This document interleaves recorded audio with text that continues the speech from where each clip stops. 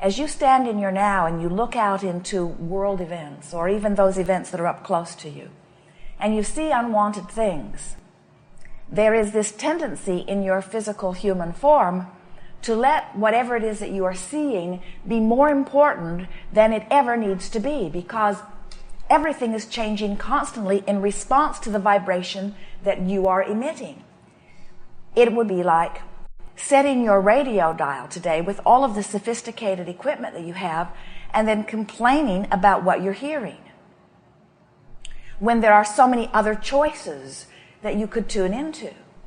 But it's like sometimes you have it stuck on one station, which you really don't like very much, and then you just keep commenting to one another how unpleasant that one station is. And someone from broader view, or someone who's not stuck in the complaint, might say, there are other options, but you might say, oh yeah, because the other options feel hard. What's playing is sort of consuming you and feels like your whole world. And we really want you to leave here today realizing that anything that's happening in your experience, whether it's a physical condition, even one of diagnosed illness that is dramatic and scary, or financial trouble, even if it is looming very large and very big, or relationship unsteadiness or discomfort, even if it is strong, we want you to leave here realizing that those things are only happening to you because you're stuck on a station that you could change so easily if you just would look at it in that way. We want to assist you here today in feeling more your powerful, in this moment, opportunity to select what you give your attention to in order to adjust your own vibration. And when you select what you are giving your attention to in order to adjust your own vibration, then you affect either your allowance or your disallowance, either your allowance or your resistance, either your good feeling or your bad feeling, either your positive emotions or your negative emotions. You get how it's all the same thing. You are able to adjust your connection with your source, which is everything. Because when you are fully allowing your connection with your source, you are radiant, you are clear-minded, you are joyful, you feel good in the moment, you're usually smiling, your heart is swelling, you feel appreciation, you feel love, you feel fantastic, you're in love with life. It's like first day of vacation feeling all the time. In other words, it's that feeling of awakening and feeling free and knowing that all is well and feeling adventurous and eager about the way your life unfolds. That's what connection to your source feels like. And any diminishment of that is always because you have acted like a human and you have found something in your observable environment, and as you observe it, you don't like it. Sometimes you say, well, Abraham, we hear what you are saying, and it makes sense. I can accept that I'm vibrational, and I know I can feel the difference in my day-to-day experience when I find something pleasant to focus upon as compared to when I find something not pleasant to focus upon. But Abraham, I don't have control of my environment.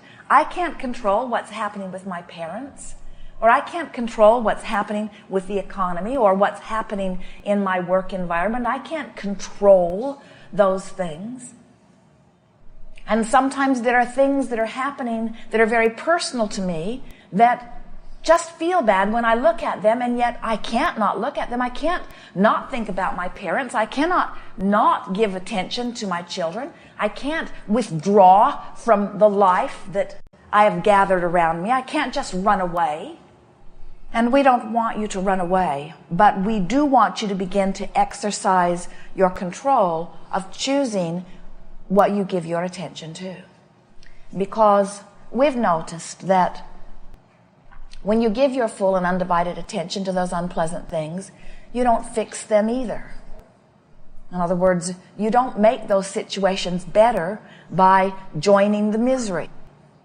And as far as we can see, as we have seen you, and we have seen all of you, the only thing that you are using as your justification for mucking around in that unpleasant stuff is there are others mucking around in it, and you feel guilty when you don't too. Why should I be joyful when my mother is in pain? Or why should I be joyful when those around me are suffering? Or how can I be happy when I can't pay my bills? Or how can I be joyful right now, even though I'm not in pain, as I fear that a disease will overtake me? And we say, folks, you just got to start focusing, because you cannot control the conditions of your environment, and you cannot feel good when you look at conditions that do not please you. And the reason you don't feel good when you look at the conditions that don't please you is because you choose to look at something that your source does not join you in. Jerry and Esther were saying goodbye to Elsie, lovable cat. And Esther said, "Goodbye, Elsie. We're going to be gone a really long time." And Elsie looked at Esther and said, "I don't care."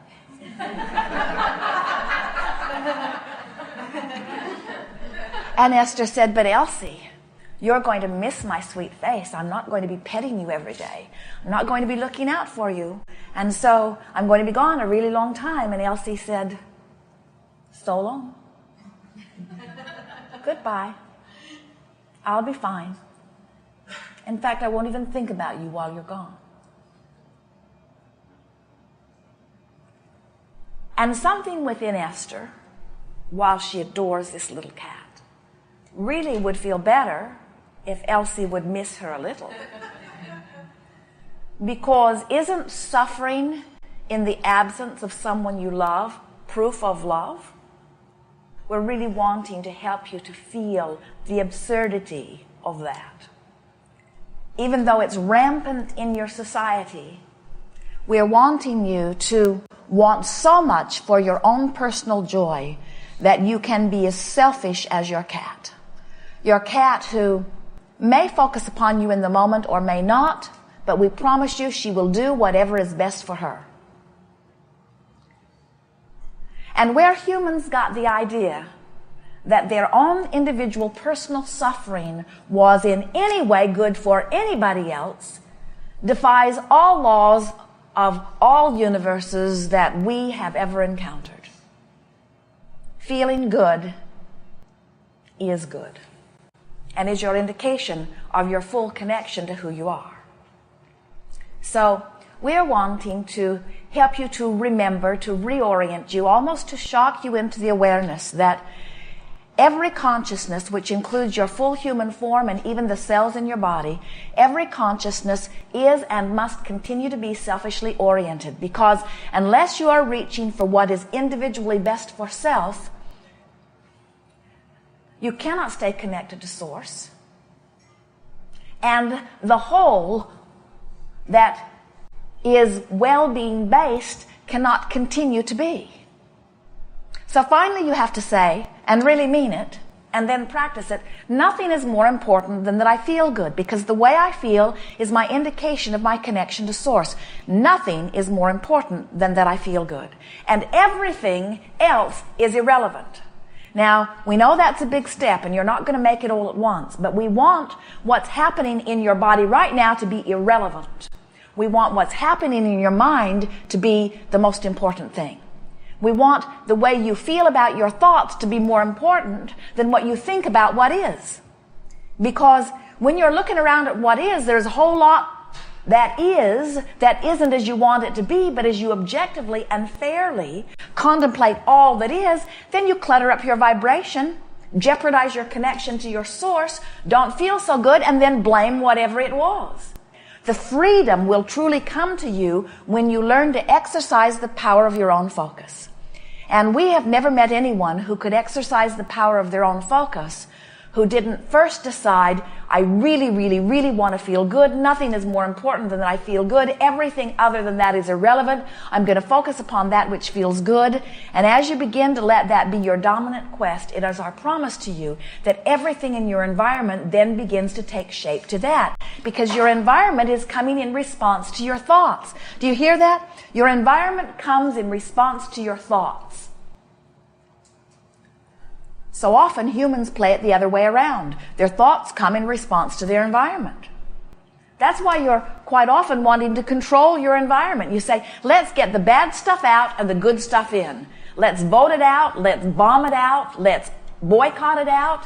Let's penalize it out. Let's find some ways of punishing enough that the bad stuff stays away. And we say, you can't punish enough that the bad stuff stays away. You're wanting to adjust your vibration so that you become a vibrational match to that which you personally have identified as that which is good. So, as you look out into your world and you see things that are wanted, we know how good that feels. And we can understand how you would want to promote those good things. And then when you look out into your world and you see things not wanted, we can understand how you would not want to promote those bad things. And what we are saying to you here is that the promotion, every bit of it, happens by your attention to it. There are those who say, if we do not give our attention to unwanted things, then the unwanted things will overtake us. And we say, when you give your attention to unwanted things, more unwanted things come. It is only by giving your attention to wanted things that you activate that vibration within you. If you could just for a little while, just for a day or two, even just as we are playing together here in this gathering and in a couple of days that follow it, if you could just try to look at life this way. What's out there is out there for whatever reason. It is what it is. But my life isn't about what's out there. My life is about how I feel now. So, right now, I'm going to do my best to find something that feels good right now, because life is right now.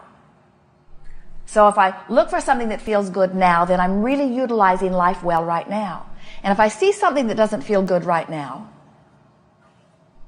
while it always helps me to exclaim what I prefer, holding my attention to what is not wanted right now will only perpetuate more of what is not wanted into my life experience.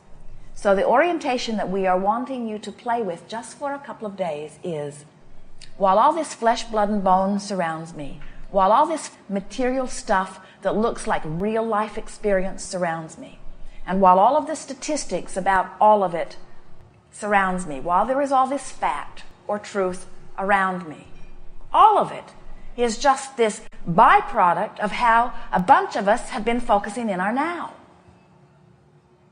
We would like you to sort of see the world and all of its manifestations as nothing more than what the radio is receiving. In other words, you turn that radio on, and it really isn't much of a thing at all unless something's coming out of it. And what's coming out of it is the result of transmission. And yet, when you approach your world, which is in this analogy like that radio, you look at it and you say, look at all of this fact, look at all of this truth. And we say, it's just transmission. It is only transmission that can be changed. Don't let it feel more important. Don't let it feel more static or more stable. Don't let it feel more factual. Don't let it be more truth. Don't let this reality loom so big that you lose sight of your creative ability. Let yourselves be transmitters that are projecting life rather than observers of what's already been projected and then feeling compelled to document it and feel good or bad about it. We're wanting you to live more in the now. We want you to use this now platform to jump off in. In other words, there's a lot of things that you may want to see and observe and benefit from. But when you become one who is mostly looking at what is and offering your vibration predominantly from that, then you become co-creators, co-conspirators in perpetuation of some of all of it. If we were standing in your physical shoes, we would spend more time speculating. We would spend more time dreaming and imagining and envisioning. And we would let our observation be about looking for things that feel good when you find them, rather than about weighing the pros and the cons.